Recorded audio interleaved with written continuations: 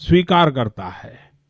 यह व्यवस्था पूरी तरह पारदर्शी हो। डिजिटल माध्यम से पेंशन सीधे लाभार्थियों के बैंक खातों में पहुंचेगी, ताकि कोई बिचौलिया न हो, कोई भेदभाव न हो, कोई देरी न हो और हर रुपया सही समय पर सही व्यक्ति तक पहुंचे। एफओ और संबंधित संस्थाएं समन्वय के साथ काम करेंगी।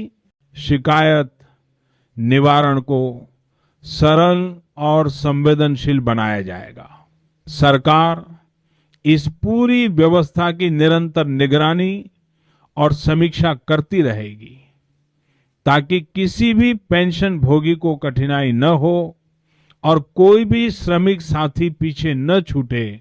और जब आज की युवा पीढ़ी यह देखेगी कि देश अपने बुजुर्ग श्रमिकों के साथ मजबूती से खड़ा है, उनके अनुभव को पूंजी मानता है और उनके योगदान को सम्मान देता है, तो उसका यह विश्वास और मजबूत होगा कि मेहनत कभी व्यर्थ नहीं जाती, कि लोकतंत्र में आवाज सुनी जाती है और कि राष्ट्र अपने कर्मयोगियों को कभी नहीं भूलता। क्योंकि हमारा लक्ष्य बिल्कुल साफ और स्पष्ट है कि भारत में बुढ़ापा बोझ नहीं, बल्कि सम्मान, सुरक्षा, आत्मनिर्भरता और आत्मविश्वास का प्रतीक बने। शासन केवल प्रशासन नहीं, बल्कि सेवा और संवेदना का माध्यम बने।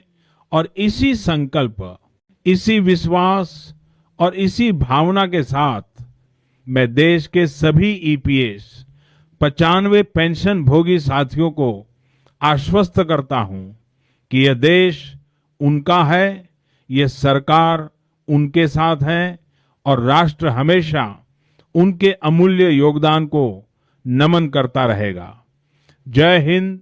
मेरे प्यारे देशवासियों, आज मैं पूरे सम्मान, संवेदना और कृतज्ञता के साथ देश के उन करोड़ों श्रमिक साथियों को नमन करता हूं, जिन्होंने अपने जीवन का सबसे महत्वपूर्ण और संघर्षपूर्ण समय कारखानों, फैक्ट्रियों, खदानों, मिलों, दफ्तरों और कार्यस्थलों पर देश की अर्थव्यवस्था, उद्योग और आत्मनिर्भरता को मजबूत करने में समर्पित कर दिया।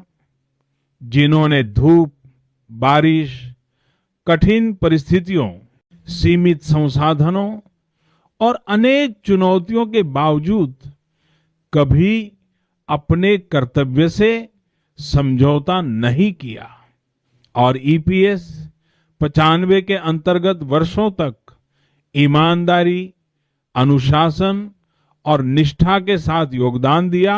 हमारी सरकार का यह अटल विश्वास रहा है कि जिसने अपने पसीने से भारत की नींव को मजबूत किया है, जिसने उत्पादन बढ़ाया, मशीनें चलाई, संस्थानों को खड़ा किया और देश को आगे बढ़ाया, उसके बुढ़ापे को असुरक्षा, चिंता और अभाव के भरोसे नहीं छोड़ा जा सकता।